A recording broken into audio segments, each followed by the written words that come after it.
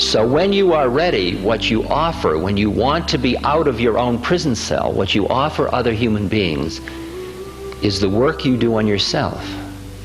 And the work you do on yourself is to come to the point where you are no longer identified with your individual differences. So all of your stuff, and all of your stuff of your fears and aggressions and sexuality and embarrassments and all that, that's your stuff, which is connected with those matrices of individual differences. You're no longer identified with them, so you want them, you can have them. You want the fact that, I'm perfectly willing to tell you that I have hang-ups, that I'm insecure, that I'm paranoid, that I've got perversions, that I've got everything. You want them, you can have them, because I can't afford to keep them from you, because I need that flow with everybody around me, because that's the way I can live in the Spirit, because the Spirit is that flow.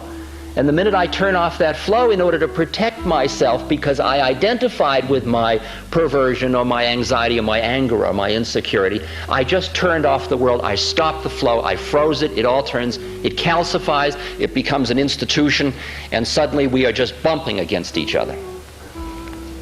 Don't get too close, don't come in, don't play.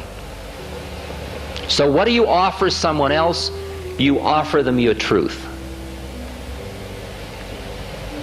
You offer them the irrelevance of your stuff. You can't imagine how refreshing truth is.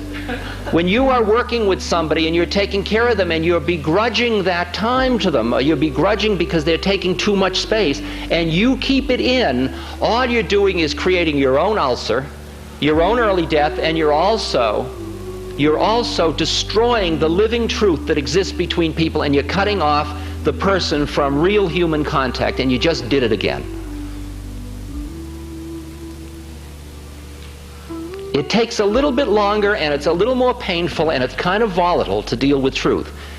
And the thing is that you cannot deal with truth with other people who don't want to deal with truth. That's the problem.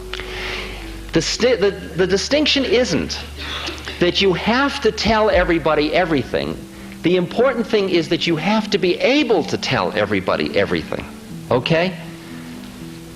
And that's the key one.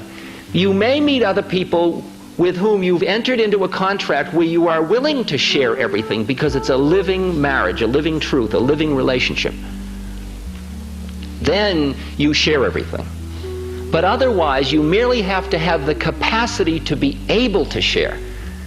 As far as you're concerned, the stuff isn't there. Then you are an open, free environment, and the other person can come and play if they choose.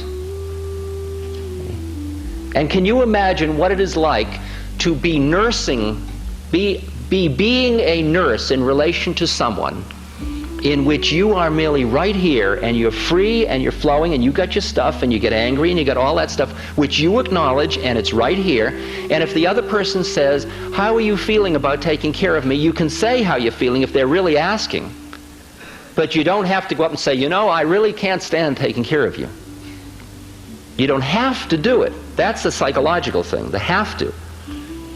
You've got to listen to hear who other people are, and each person has to get what they got to get.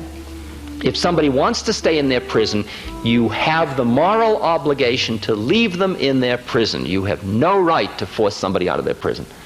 And truth destroys prison walls.